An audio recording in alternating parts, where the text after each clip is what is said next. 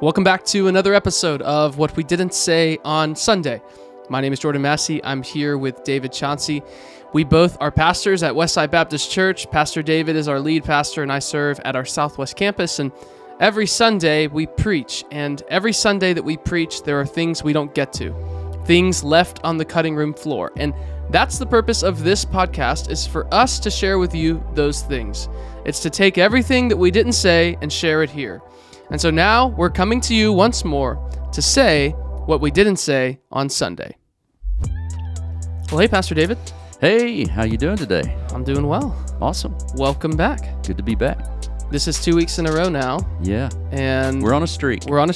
We went several weeks without recording, and now we're back, and we're being videoed, as we mentioned last week. So Yes. If you want to watch the video of the podcast, you can on YouTube or Vimeo. Or if you just want to keep listening to the podcast how you were before, they can do that as well.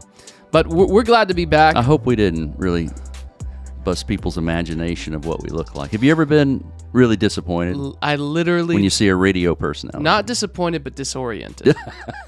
And I literally just did this the other day. I listened to sports radio, same show all the time. And I've been listening to them since I lived in South Florida. And they have a few new people, and I'd never seen their faces. And I decided, man, I want to see what these people look like. And not a single one of them looked like anything I imagined. Yeah. So for the one person that maybe doesn't go to Westside and was listening to this podcast, now they know what we look like. Yeah, I hope it's not disorienting. I really do. That's right. That's right. Well, hey, we preached this Sunday. We preached on Revelation 2, verses 12 to 17, Jesus' letter to the church in Pergamum. And we're going to go ahead and do our sermon recap. Every week that we do this episode, we just want you to know what we did say before we talk about what we didn't say, because we recognize there's probably people listening that didn't hear our sermons, or as we joke every week, which is not really a joke, there are people who listened who, like us, have already forgotten our sermons. Yeah, or were there and didn't really listen. That's an option as That's well. a problem. Sometimes I'm not listening very well. That's an option as well.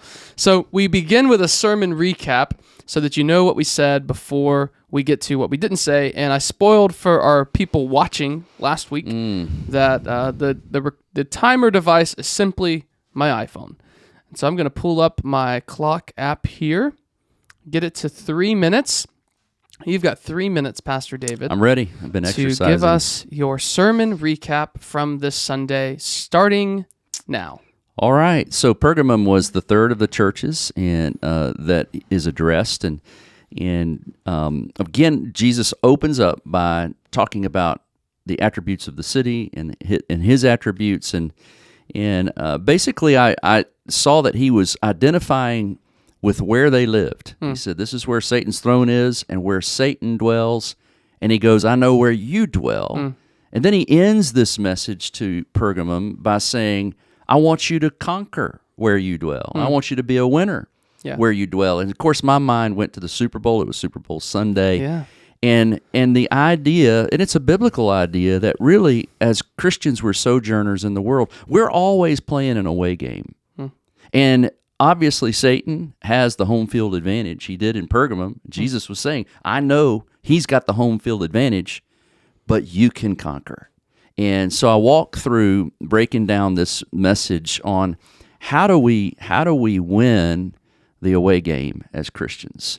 And because living with the devil never gives us an excuse to live like the devil. And so we talked about the destination of the level of the letter. Pergamum was a religious center of power, an intellectual, powerful city with the library of 200,000 volumes, but it was primarily that political power, seat of the imperial cult.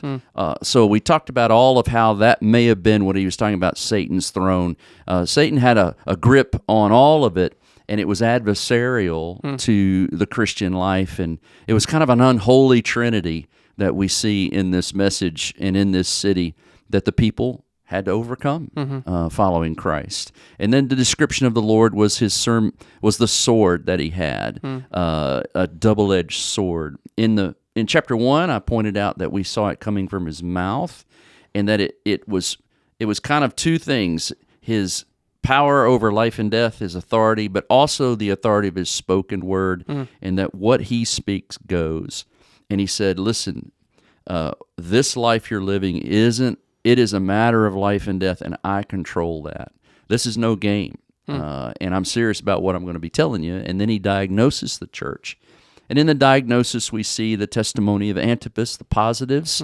We see the tactics of Balaam, the compromise that was sneaking into the church, and the toleration and the teaching of the Nicolaitans. And then I saw that he says, he threatens the discipline of the sword. He says, I will come quickly, and I will discipline those who are compromising in this, or I'll discipline those Nicolaitan teachers, these false teachers.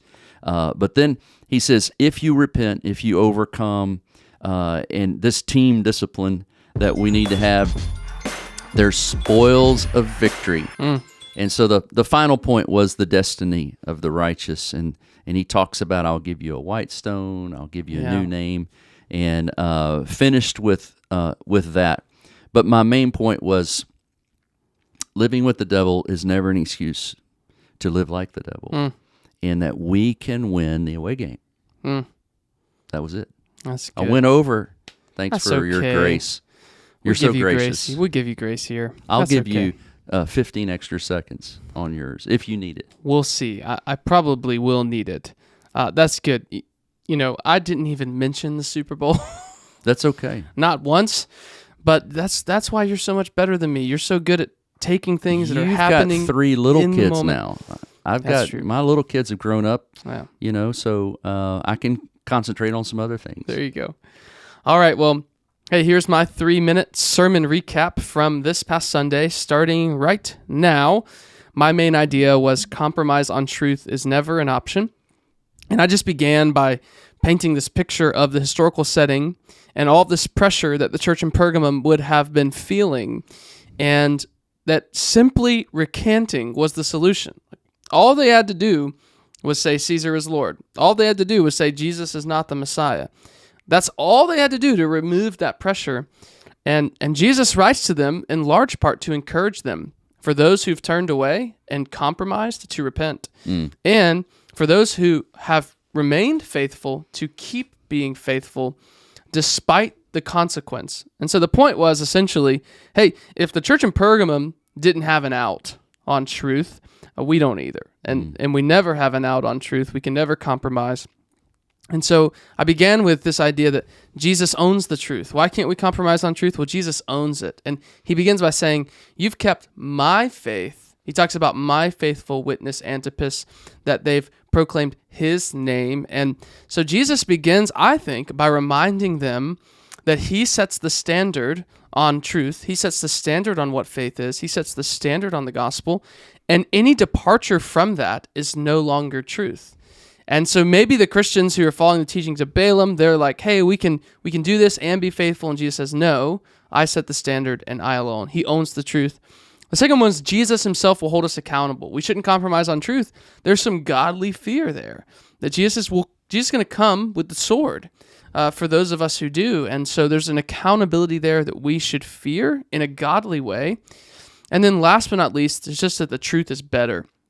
I talked about this promise that Jesus gives to the church, this hidden manna, this name written on the white stone. I believe it's a promise directed at a church that's lost their previous means of satisfaction. They've lost their previous means of provision, and they've lost their civic identity. And so Jesus says, I'm going to give you all of that, and it's going to be so much better than what you had before. And so then my challenge was, first of all, be humble. We live in a humanistic age where we think we determine what is true and what isn't. And we need to be humble and recognize we are finite creatures created by an infinite creator who determines what is true and what isn't. The second thing is to fear the Lord more than man. There are lots of people that want to hold us accountable to what they think truth is. And the accountability we should fear the most is the accountability of the Lord. And then last but not least, I encourage our folks to be students of the truth. Because the more we know the truth, the more likely we are to stand by it, the more likely we are to be convicted, the more likely we are to face the consequence of it. And the more likely we are to want other people to know the truth, the more that we know it. So that was my challenge. job. Compromise on truth is never an option. That's great. I like how you ended, kind of where I found myself emphasizing discipleship. Yeah. Because it's so important that we know the truth, we teach the truth, and we continue to pursue it.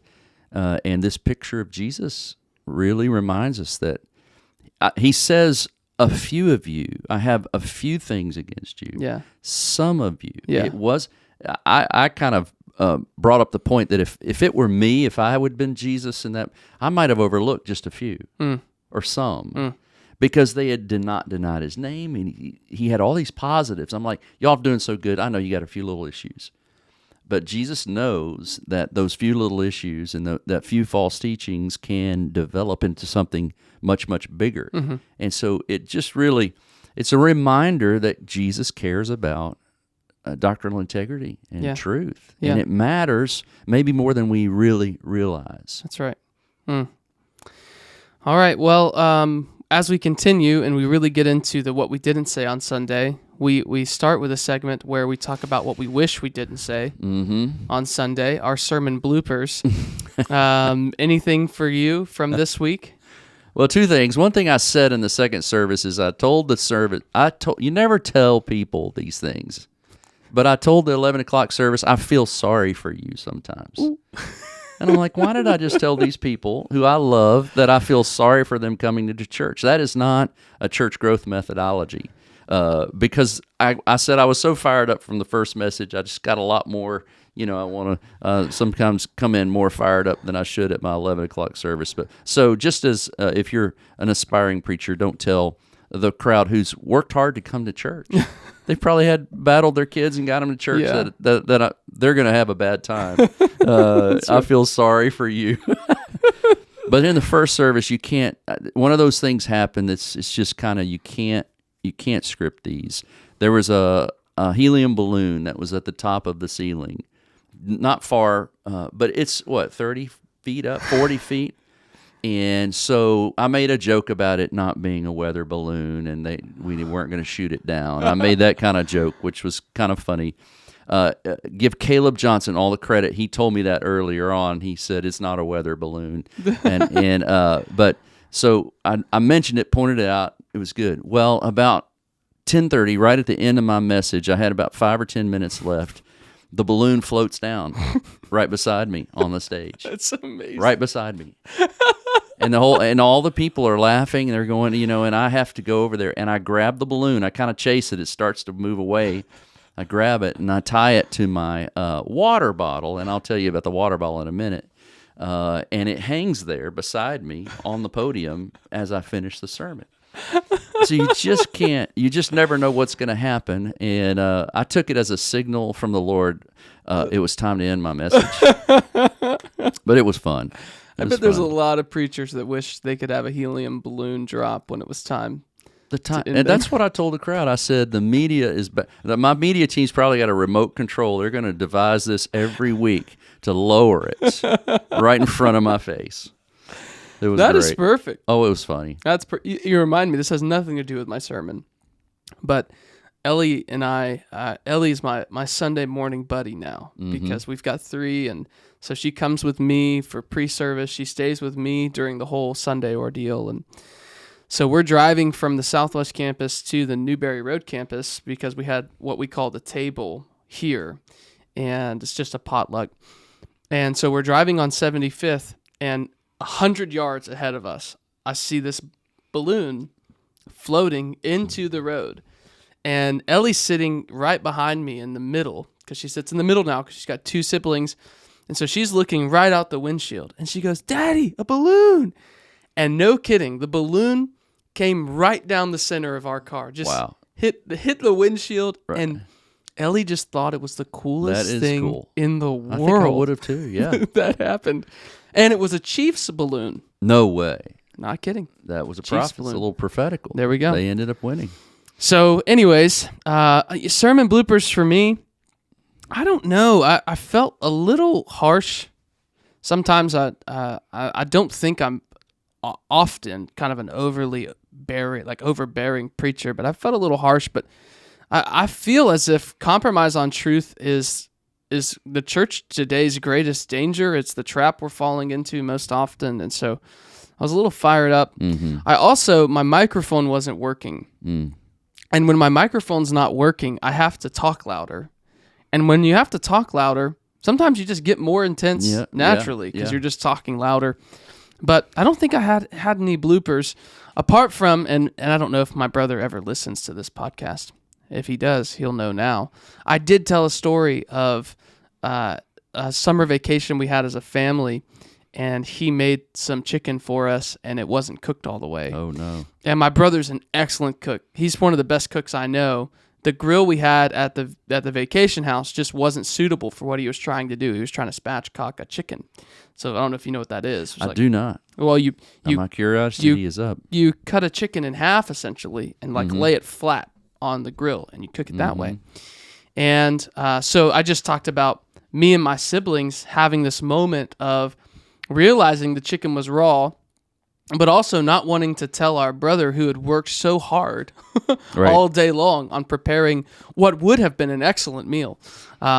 So just talked about that pressure. So, I don't typically like to dunk on anyone but myself, to speak poorly of for people who don't understand what dunk means. But it just seems so perfect. So hopefully Jake can handle it. He'll handle it okay. All right, so continuing with what we didn't say on Sunday, we go into a time talking about historical context, and each week now we've got to deal with historical context, a new historical context, because this is a letter to different churches in different places. It sounds like you dealt with quite a bit with what was going on in Pergamum and the city of Pergamum. I do have to ask, though, before we really go into this, last week we talked about Smyrna. The people that live in Smyrna, we call them Smyrnans. What about the people who live in Pergamum? I made sure I didn't put myself in the need to say that word. I would go with Pergamaniums. Pergamaniums. Yes. Pergamaniums. Yes. All right. Or Pergamums. Pergamums. Pergaminians. Pergaminians. Much better. There we go. But the church in Pergamum is what I said every time. Because I have no clue what we would call the people who live in Pergamum. All right. Well, historical context. Anything sitting behind the text in the history of Pergamum, in the culture that you didn't get to on Sunday that you want to mention here? There was some stuff I can't remember what I didn't leave in there that I meant to put in. I was more focused on...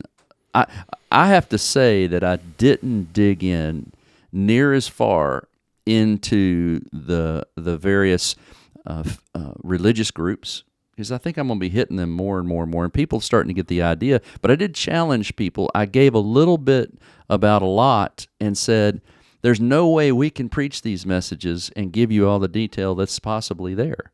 We're having to pick and choose. I said, so this is a good segue to encourage you to study on your own. Yeah. To go into some of these, you can study a lot about Pergamum online, and you'll find the interesting details, and you'll see some of the, like they have ruins in Pergamum of from that period of time, and just studying the ruins, you'll see things with the snake on it and on the pole, and so there's a lot of stuff that you can glean. It doesn't even necessarily have to be from a Christian site. Yeah. About the historical times, but that historical context, and the other historical context that I wanted to bring up is there's some debate about whether this was written during Nero's reign or the reign of Domitian. Then, most of the time, I've always argued for the 80-90s, and this would have been under the reign of Domitian. Whereas some think that maybe John wrote it in the 60s during the reign of Nero. And it's interesting to see what that difference would have made in the writing or the approach. I really think it's the latter date, but some histories, I didn't talk about this, but Domitian really emphasized being divine. And Nero was earlier on, and he truly kind of started a lot. But Domitian wanted to be worshipped, in this idea of Satan's throne. Pergamum was the leading place of imperial cult worship in that province, in that place. And so that was their big trouble, like you said. Yeah. Just a pinch, a libation, just say Caesar is Lord. Yep. And I didn't mention any of the Pliny younger writings that you and I read, kind of preparing for this. If you ever want to read some of that, it's fascinating. Yeah. Yeah, you see just how easy it was for Christians to avoid all that they endured. Yeah. They were given opportunity, and many of them chose faithfulness instead. And yeah, I didn't really speak much. Pergamum is so similar to Smyrna, particularly in the pressure that the Christians would have been experiencing. It seems like in Smyrna there was more pressure from the synagogue, but there still would have been some in Pergamum, and this pressure from the imperial cult would have been present in both places. Admittedly, most people think more intense in a place like Pergamum than even a place like Smyrna. The one thing I didn't get to that I think would have been helpful but just didn't have time is actually the historical context of the early church informed by Scripture itself. And we see this kind of teaching, the teaching of Balak or Balaam, the Nicolaitans, whatever's going on there. We don't really know much about the Nicolaitans, which we saw in Ephesus, or we saw we're going to see in Thyatira next week.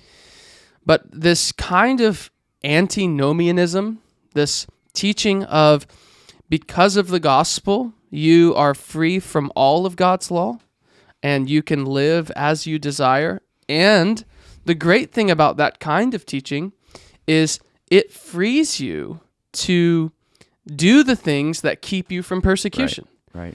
So if I can believe that I'm allowed to participate in this civic festival, this imperial cult worship, that I'm not actually worshiping the emperor in my heart, but I'm doing all of the things that people do, and I'm participating in the sexual things that go on with all of that.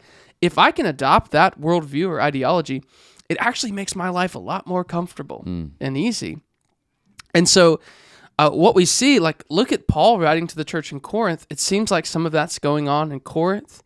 It seems like in many places in the early church where there are Gentiles who are Christians, this kind of false teaching crops up.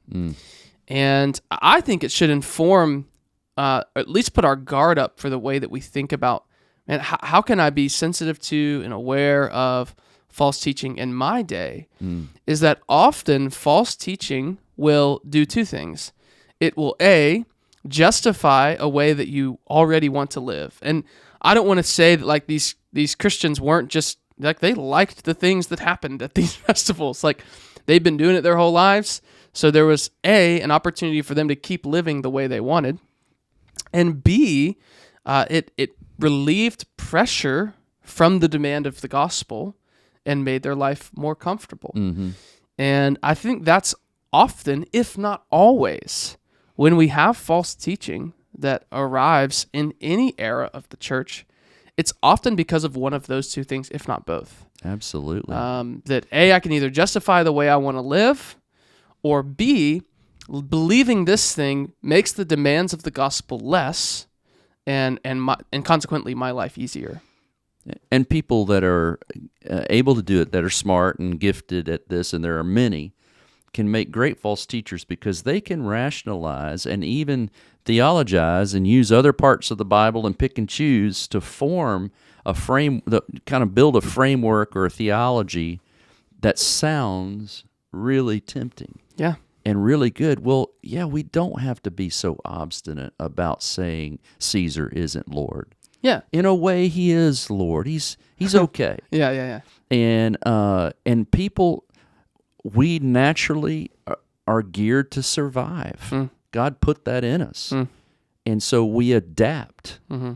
We're still these creatures that adapt to our environment to survive. And so our environment, however, is broken. And so are we. And so we've been given a picture of what it's supposed to be like. And we're trying to adapt to that picture, God's design. And instead, when that pressure just builds, we tend to adapt to fit in, and but it never sounds as bad. I brought up what happened on the Grammys. That we had this couple get up there and sang a song called Unholy, and it won a Grammy. I don't know if it won or not. I didn't really pay attention, but it was just truly unholy. And they're all decked in red, and it's satanic sounding, and he's got horns on his. And I was telling the group, I said, that is not how Satan's coming after us. And we get all worked up over CBS. And CBS tweeted right before that, we're ready to worship. Yeah. I said, that gets us fired up. But Satan, I don't think, is busy trying to run the Grammys. Yeah. He's busy trying to get us to deviate our doctrine. Amen. Yep. That's what he wants us to do. Yep. He wants to get us off the playing field, Yep. get us disqualified, and do what Balaam was trying to do. He was trying to get the people to sin so that God would do what he wasn't able to do. He couldn't curse the people of Israel. Yep. Satan can't take our salvation. He can't curse us to death, but he can corrupt us. Yeah. And it's that subtle doctrinal change that, and we'll do it to ourselves if we're not careful. So that's why we need each other, and that's why Jesus gives these reminders that I think are warnings, but at the end of every warning, he gives these wonderful promises to help relieve the pressure. Yeah. Yeah. You're going to be hungry, but trust me, you're going to have hidden manna forever. Yeah. You lose your status, I'm going to give you a name on a white stone that gives you eternal access. Yeah. And only you see it. I love that. Yeah. This idea of no one else can say who you are apart from me. Yeah. It's an intimate relationship with God. Yeah. The true emperor. I mean, what a blessing. It's so good. Yeah. So good. And I think it's important, and we'll go into a little bit of literary context. So sometimes there are things that are happening in the text before, or the text that's coming, or the book itself, or in the canon of Scripture, that this particular passage is interacting with other passages. And one of the things I think is really helpful, it can be easy. We go from letter to letter, and especially with some of these letters, like next week, Thyatira, Jesus has some harsh things to say to the people in Thyatira. And it can be easy to just hear Jesus as this kind of condemning master who's just only upset with his people. But it's important that we contextualize these letters within the letter of the book of Revelation, which is this incredible encouragement. It's overwhelmingly meant to be an encouragement to persevere. And we see him doing that with Pergamum. He's like, hey, I've got a few things against you. You need to repent from this. You need to, the ones of you who are faithful, you need to deal with the ones who aren't being faithful. And when you do, just hold on, hold fast, because I've got something so much better for you. And so we need to keep that in mind, that all of this is meant to be an encouragement, albeit with a challenge involved, but an encouragement to the churches. So that's really, really helpful to point out. Anything for you, for me, there wasn't much as far as literary context goes that I didn't interact with on Sunday, but anything for you that you didn't spend time with? On literary? Yeah, literary context. Well, I could have talked more about Balaam and the story out of the Old Testament, but it brings up a point next week that he brings up the name Jezebel. Yeah.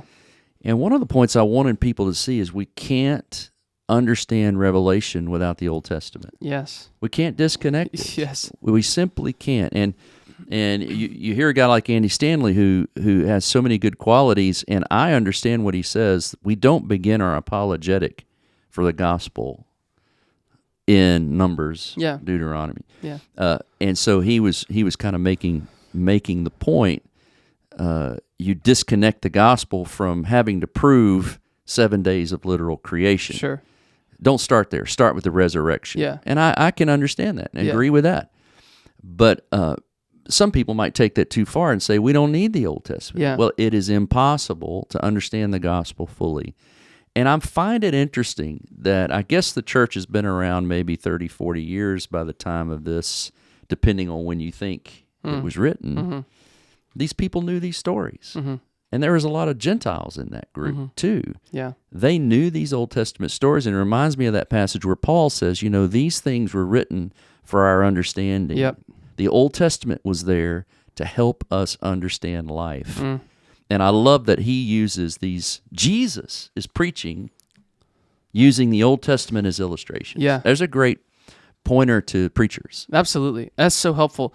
And, for those that may not know, the language that Andy Stanley used was unhitching from the Old Testament. And you've already hinted at this, but to me, one of the biggest problems with that is the gospel begins on page 1 of the Old Testament. Right. We cannot we cannot speak the gospel without the Old Testament, and that's so clear in the book of Revelation. And I would say Revelation and Hebrews are the 2 books of the New Testament that are most just entrenched in the language and themes and stories of the Old Testament. So I totally agree with that. Every week we're going to be interacting not just with like echoes or allusions, but like direct interaction with Old Testament stories and Old Testament passages. And John's going to continue to do this, and Jesus himself is going to continue to do this in the book of Revelation. That's really, really helpful. You mentioned that code language, I think, a couple of weeks ago. We're not trying to break the code of but if there is a code-breaking language, it's the Old Testament. It's the Old Testament. Yep. And I love that he talks to them kind of in this code. Like next week, I don't think the lady's name is Jezebel. Correct. Yeah. But it's a code name. We know what Jezebel is. Yeah. And we know this prophetess is trying to do the same thing to us Jezebel tried to do to Israel. Sure. And we just make the correlation.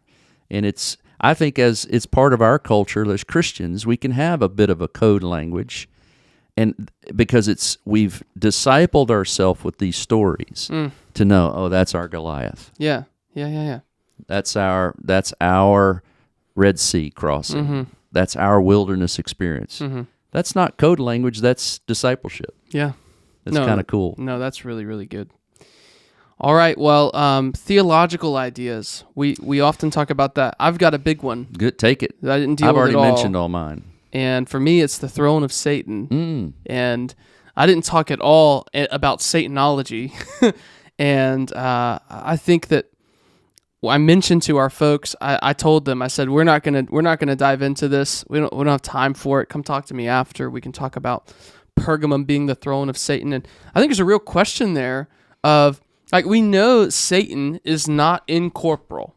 He's not like the Lord. He's not omnipresent. Right. He is corporal. He has a body. He has a spiritual body, but he still is embodied in some kind of way. So we can't just say, absolutely, he couldn't have a throne somewhere. So we need to deal with this. We need to be serious about this theologically. And I think for me, Jesus is saying more about Pergamum than he is about Satan having a throne or not having a throne. And Jesus sees Pergamum as this, he knows it's this place of strategic influence throughout all of the Roman Empire, and in particularly in the Asia Minor province, that everything comes and goes through Pergamum. And it's kind of like the New York City of our time, or the LA of our time, that so much of our culture flows out of these, places of influence and power. And Pergamum was that. And so, of course, it makes sense that Satan would be most active in a place like Pergamum, where if he can impact Pergamum, he can impact the rest of the Roman Empire. But I do think it's helpful, and maybe we'll circle back to it. We're going to continue to talk about Satan. We're in the book of Revelation. Right. But I do think it's helpful that our people know, because I didn't grow up knowing this. Growing up for me, Satan was, in my mind, though it was never said like this explicitly, the way that he was talked about, he was a competing god. He was everywhere all the time, and I always needed to be aware of him, and he could be in my music and on the, in the movies I was watching, influencing me at all times. And it's important that our people remember and be reminded that he is a creature, that he is finite, that he is not God, he is not omnipresent, he is not omniscient, he is corporal, he's not incorporeal like God is. And we need to be reminded of that. And we had our preaching team meeting on last week, and one of the guys contributed what I thought was so helpful, that we're told that the world is the kingdom of Satan is the world, but we're also told that the world is at the footstool of God's throne. Mm-hmm. And so the most domain that Satan has is at the Lord's feet. Yeah. And so we've got to remember that when we think about who Satan is and what he's up to. I told the church Sunday morning, that I will explore this more and more. My worldview has really morphed over the years. My understanding of how I believe it's working. Satan is not only, like you said, he's embodied in a divine, unholy, fallen, angelic form. Yeah. Whatever he is, he was a high-ranking fallen angel. Mm-hmm.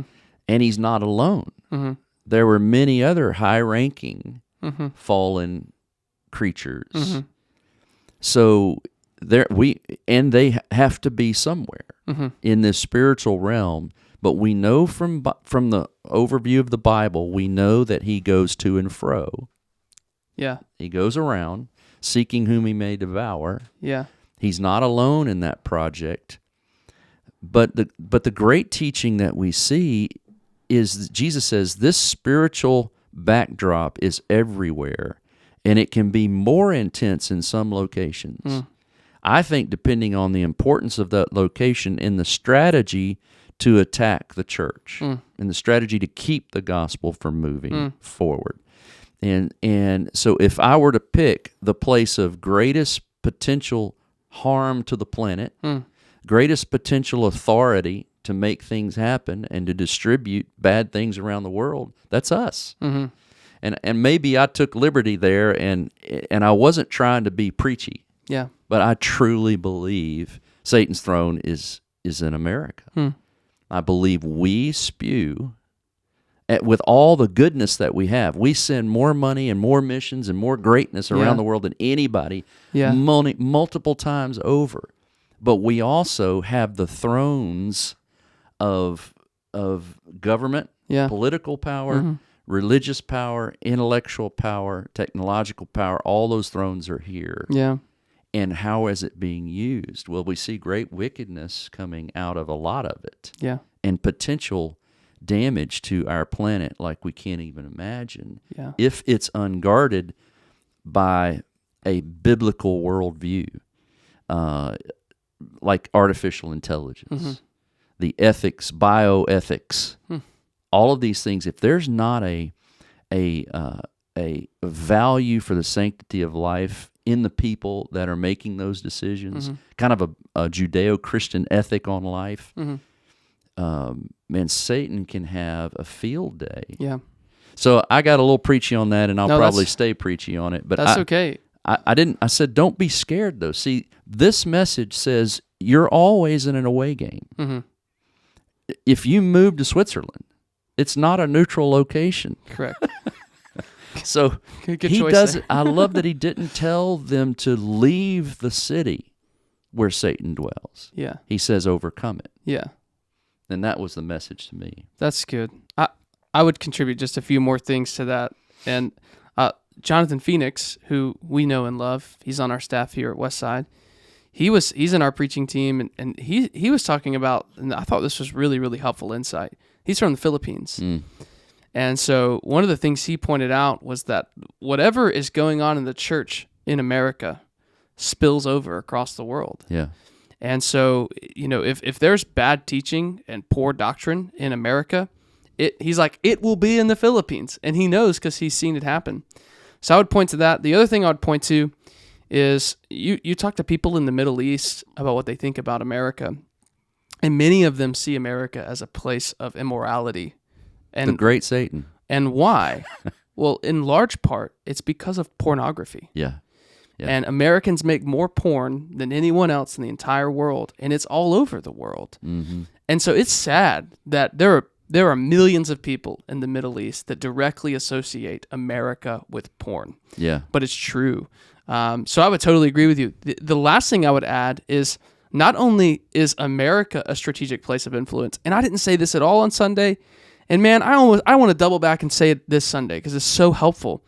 Gainesville I know. is a place of strategic influence. We've got the University of Florida, a top 5 public university in the U.S., right here in our city.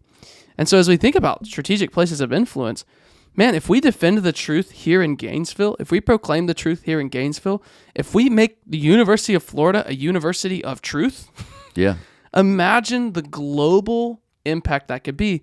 But Satan, I can guarantee you, Satan sees Gainesville as a place of strategic influence. It is a battleground city. There's no doubt about it. Absolutely. Well, we've probably gone over our camera. Oh, man. Well, the good thing is we have our cameraman in here with us. Oh, man. He's amazing. He's Bo, just been sitting our here listening to production us. engineer is his name now. Bo Martin, wonderful man. And I'm just staring at him. Well, I can't because, hey, there you are, bud. We're so glad you're here.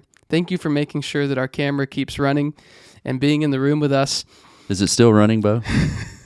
Wow, there we go. There we go. Oh, man. All right. Well, hey, anything else? That's all of the categories we walked through, but anything else that you want to share? Something you didn't say this Sunday you want to say now? No, and I don't have time to tell you. I almost didn't do. I bought this expensive filter water bottle as a sermon illustration. You bought it for the sermon illustration. Yes, and I'm going to use it when I go to Kenya. There you go. So it's 2 things. Yeah. But I bought it because you put water in it, any water, you press down that thing, it filters the water, you can drink it purifies anything. Anything. Viruses, chemicals, you can put anything in there. Toilet water. Toilet water, sewer water, drink it. I Wow. almost didn't use it, but I did use it, and it's one of the best illustrations I've ever Can I used. borrow it? You can. You can borrow. I'm telling you, it was a winner. So if you want to see that illustration on the water bottle, you got to watch my message on there. But I almost didn't use it. I almost talked myself out of doing it. That's a good thing you did. It was a great of filtering what the world gives us through the Word of God. It's got to be filtered before we drink it. And you could just see sometimes when you're preaching and you use an illustration or you say something, you can just see it dig in. Yeah, you can just tell when people are like, that makes sense. The And water bottle worked. By the way, just for our listeners, Yes. we can also tell when it doesn't. Exactly. That's right. But that was the best $80 sermon illustration I've ever purchased. That is awesome. Well, I want to see. Do you have this water bottle nearby? I'll show it to you. Okay. Yes, I will. All right. Well, hey, that's all. We're going to keep preaching through the book of Revelation, and this coming week we're going to be in the letter to Thyatira and Thyatirians, maybe? Thyatirans? Thyatirians. We'll figure that out in our prep, but it's going to be another great week, and we're going to have a lot to say on Sunday, and we will say a lot, as we always do, but also there will be things that we don't get to, things left on the cutting room floor, and so we'll be back with you next week to share what we didn't say on Sunday.